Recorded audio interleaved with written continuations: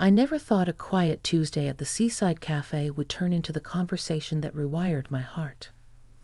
My neighbor, yes, the man who always nods across the fence and fixes squeaky hinges without being asked, sat down across from me and spoke from a place so honest it felt like standing in a warm tide. I walked in for coffee. I walked out with the kind of truth that makes you see your life in a new light. You won't believe what I learned about him, and about myself. Before I start, I'd love to know where you're joining me from. Tell me in the comments which city you're watching us from. New York, Dallas, Phoenix, a small town by the water.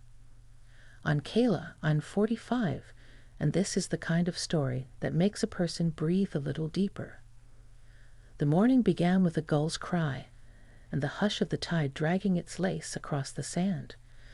The Seaside Café sits on a corner where the road bends toward the pier, a squat blue building with a white trim like a sailor's collar. Inside, the air carried the sweet weight of cinnamon and the sharp comfort of fresh coffee. I went because the house felt a little too quiet, and I was losing an argument with my to-do list. The cafe knows how to hold a person without asking questions. Caleb was already there. He was by the window, the one with the view of the lifeguard stand, sunlight laid across his shoulders like a well-worn coat.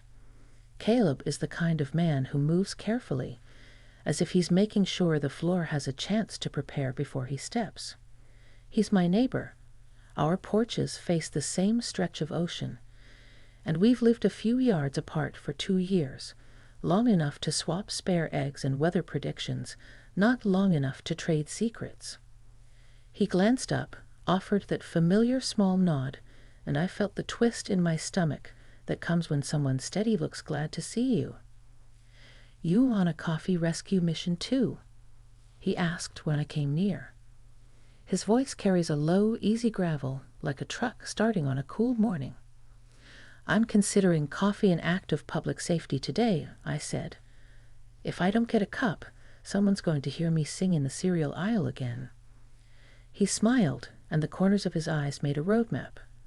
"Sit with me." I saved the good view. The table was crowded with little things, 2 napkins, a sugar packet folded like a paper crane, a tiny spiral notebook with a red elastic band. Caleb didn't usually carry anything that looked like it belonged in a classroom. I eased into the chair opposite him and tried not to stare at the notebook. Outside, a couple walking their dachshund let the little dog pause to bark at a wave, and the whole cafe chuckled as if we were a family at a joke, only we understood. We talked about small things first. The wind had changed.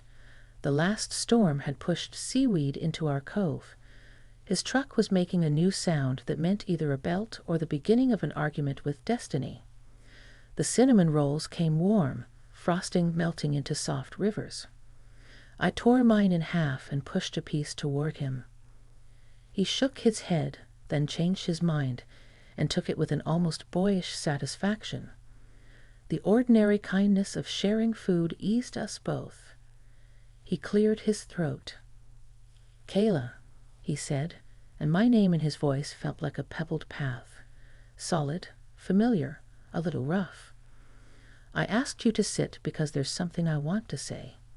Been wanting to for a while, and I figured if I waited for the perfect minute, it'd never come." There it was, the small notebook, nudged toward me like a shy dog. I didn't touch it. Old habits kept me patient when a person needed time to arrange their courage. Outside, a wave flexed its shoulder and folded, hissing as it collapsed into foam. "I'm listening," I said.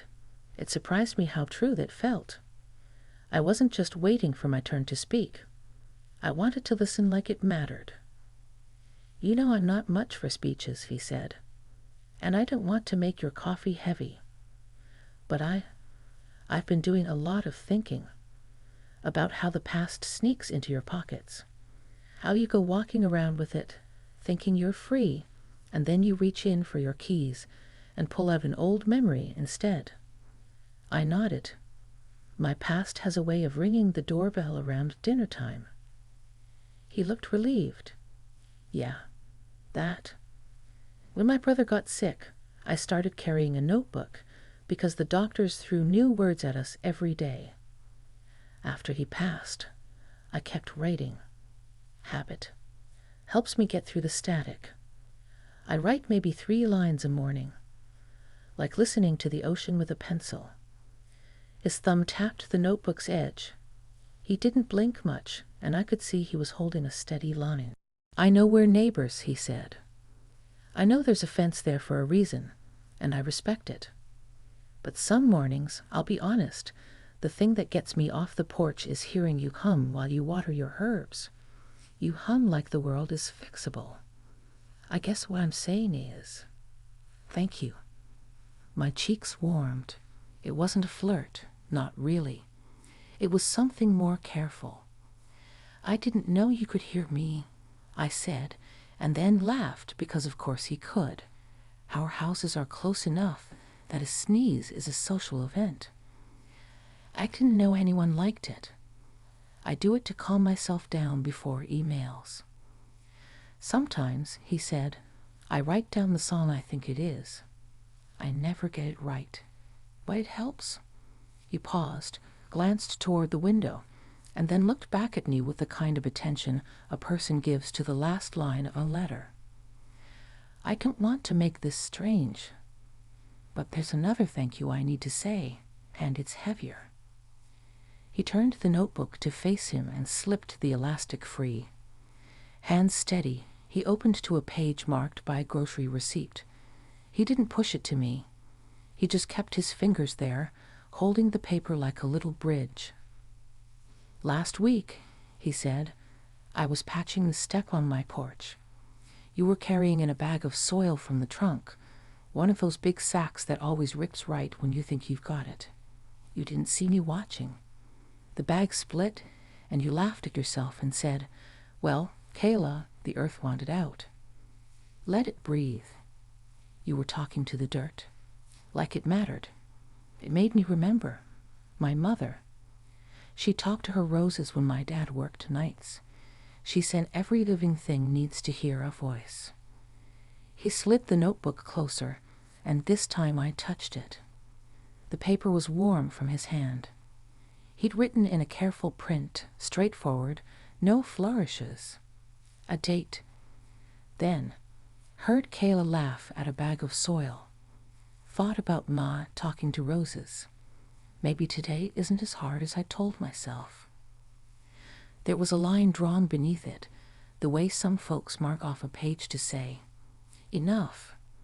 Start again tomorrow. I felt something inside me unclench. It wasn't romance, at least not in the simple way the word gets tossed around. It was an honesty with no defense around it. I realized I'd wanted that more than I'd wanted anything lately. A conversation that treated the small things as holy. Caleb, I said, and had to stop because his name tasted like a promise. I don't know what to say, except, thank you for letting me see that. He nodded, and his shoulders lowered in a small exhale, as if permission had been granted and a door creaked open in a quiet room. I've been carrying something else, he said. A fear that I don't know how to be new in my own life. I fix boards and oil hinges. I can make a door swing smooth. But when it comes to my own heart, I keep sanding the same spot. I tell myself I don't need any help. And then I hear you hum through the morning, and it sounds like someone saying, you can start over without making a speech about it. I glanced down at the page again and saw a second entry from a different day. Kayla's porch light at 5:42 a.m. still shows up for the morning. Maybe I can too.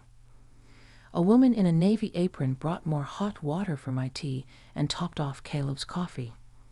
The cafe door opened with its familiar jingle, and a draft of salt air moved through the room, lifting the napkin edge.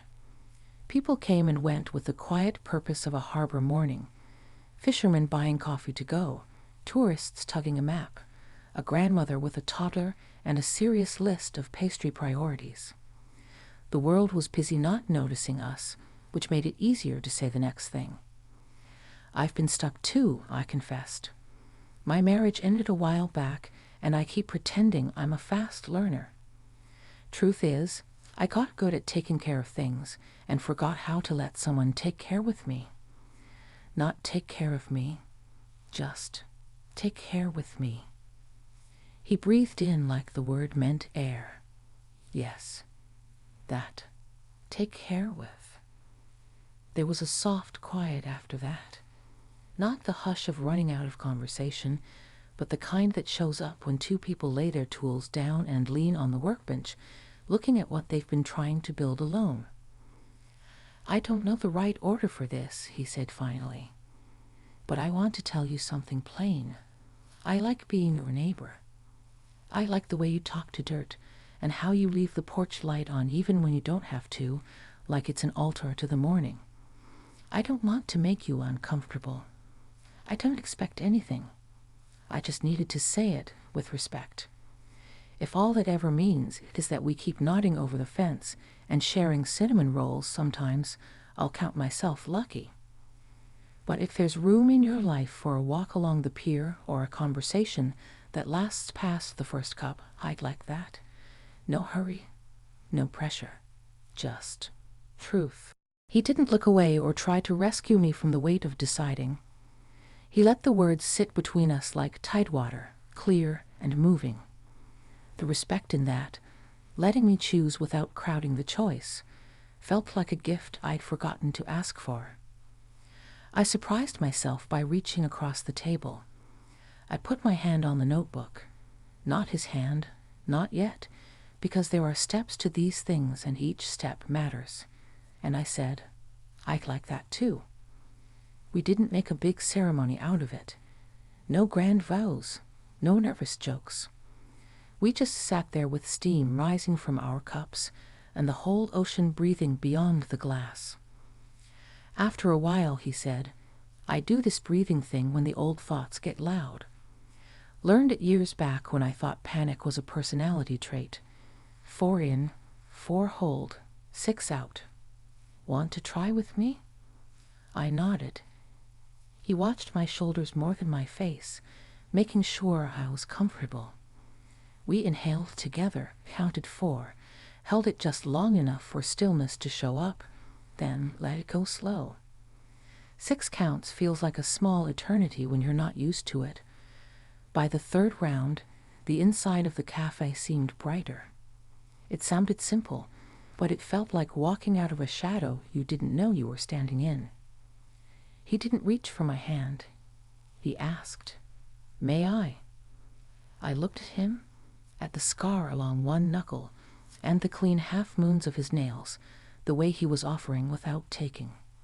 "Yes," I said, and set my hand palm up on the table. He placed his palm lightly against mine, not woven together, just resting. 2 people, the same table, the same tide murmuring its old story. The contact was small and kind and entirely consensual, like a porch light left on when you pull into the driveway late and tired. I felt the strangest mixture of safety and surprise. My heartbeat didn't race. It settled. The older I get, the more I value the difference. We let go when the waitress returned with a plate of sliced oranges she said were going lonely in the fridge. We thanked her. Caleb took the smallest wedge and made a joke about rationing sunshine. I laughed, and it sounded like a version of me I hadn't heard in a while. He paid the bill, not as a claim but as a courtesy, and asked if I wanted to walk to the pier. I did. Outside, the wind had a bite that promised summer was still doing its push-ups, but not ready to show off. Pelicans skimmed the surface like they were reading a line of text only they could see. We walked without rushing, talked about old trucks and good pie, about the teacher who taught him to measure twice, cut once, and the librarian who once slipped me a book after hours because she said it had been waiting for me. Every so often our arms would brush, accidental and then not accidental. When we reached the rail at the end of the pier, he took off his cap and grinned at the horizon like it had told him a joke. "I brought something to ask," he said, and his voice shifted into that careful register again. "There's a bench up by the bluff. I sit there sometimes at dusk. There's room for you if you ever want it. No schedule. I'll leave a note when I'm going, if that helps. I don't want to intrude.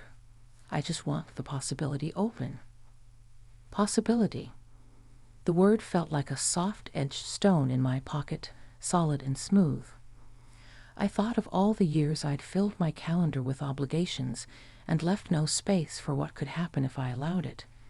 I imagined that bench, the way light changes when day rolls itself up like a towel and sets it aside. I imagined being seen without being hurried. "Yes," I said. "Let's try it. Slowly. Like people who know the ocean changes its mind every hour." He looked relieved in a way that made me care more for him. It's something to witness a strong person set down a weight you didn't know they had been carrying. We didn't make plans beyond that.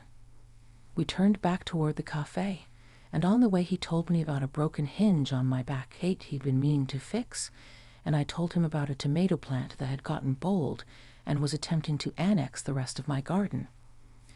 We parted at the corner where our street splits, with a small wave that felt like a promise of more conversations, not a debt. Back home, I stood on my porch a minute longer than usual, listening to the hush between waves. My herbs needed watering, and without thinking I hummed a little, something tuneless and bright and exactly right for a kitchen sink and a sun-warmed afternoon.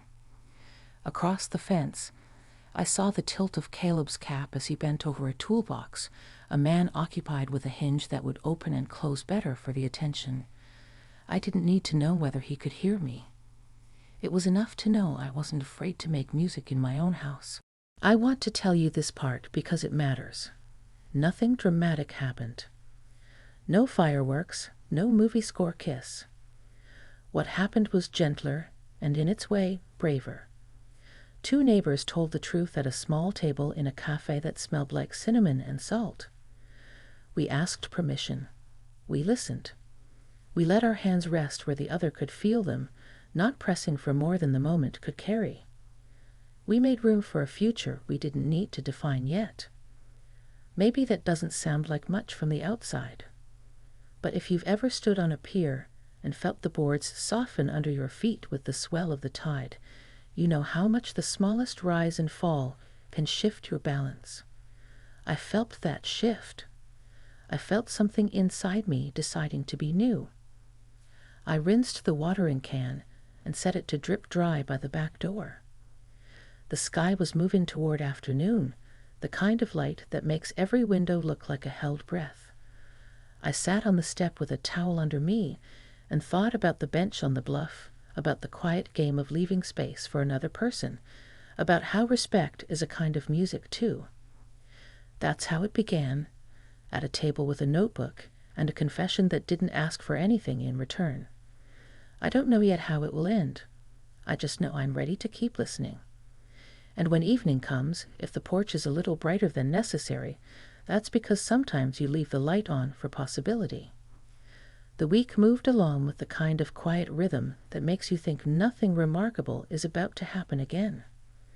But sometimes life saves its best turns for the moments when you think the story has already been told.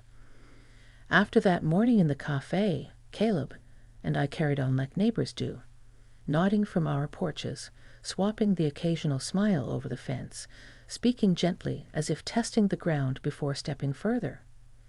Yet under the ordinary, something steady was building, like the tide pulling back before it rushes in stronger. One evening, I saw the note he promised. It was slipped under my doormat, plain paper folded once, the words written in his careful hand. Heading up to the bluff at dusk.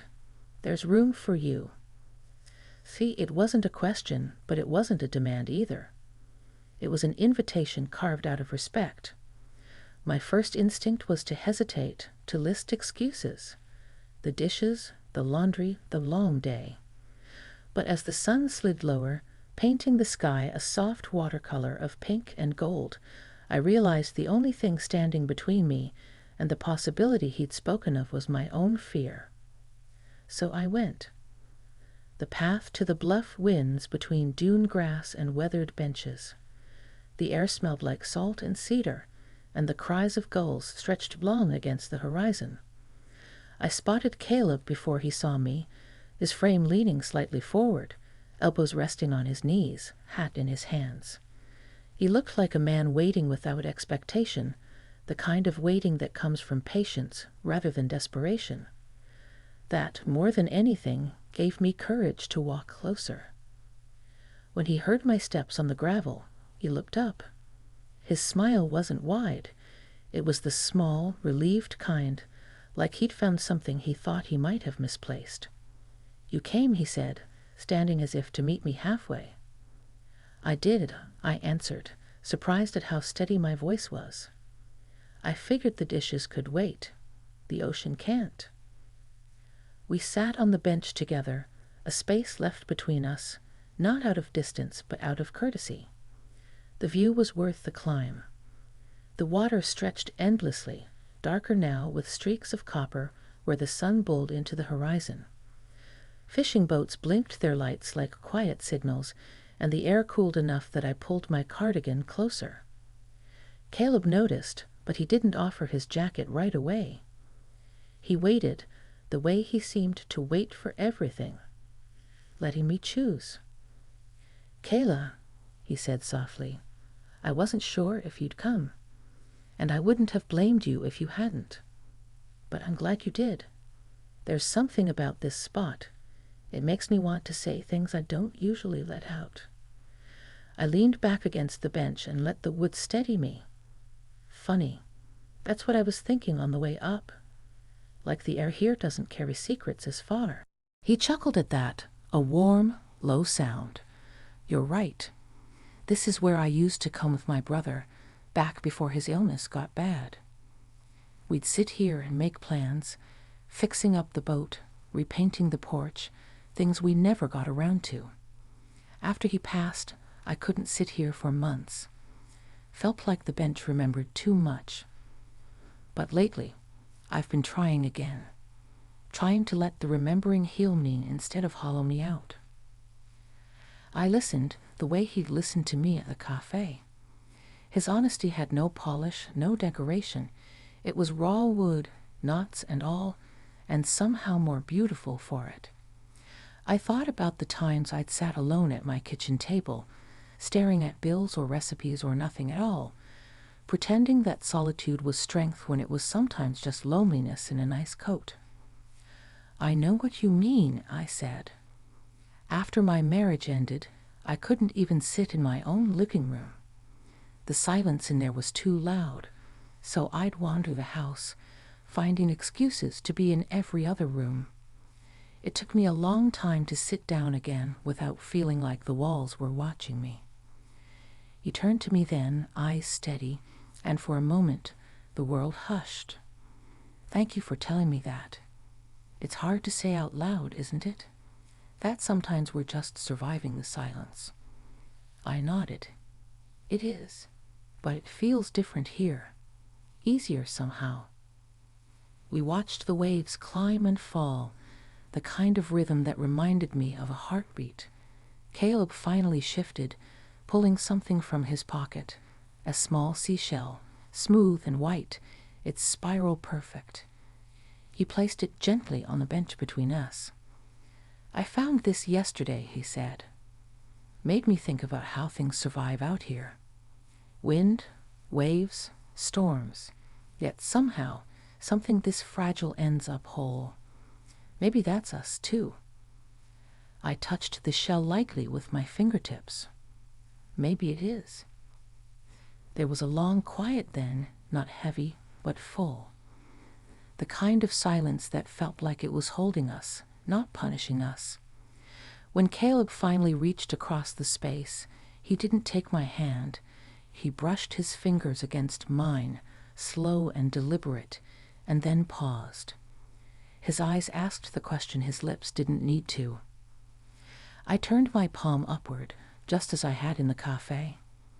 He rested his hand in mine, gentle, steady, respectful. The contact was simple, but it was enough to feel the ground shift under me again, like the tide reminding me that change comes in cycles, not all at once. We stayed that way as the sun slid lower, talking in pieces, about favorite books, about childhood summers, about the way grief sneaks in on ordinary mornings. Each story we shared seemed to carve a little more space between us, not as a gap,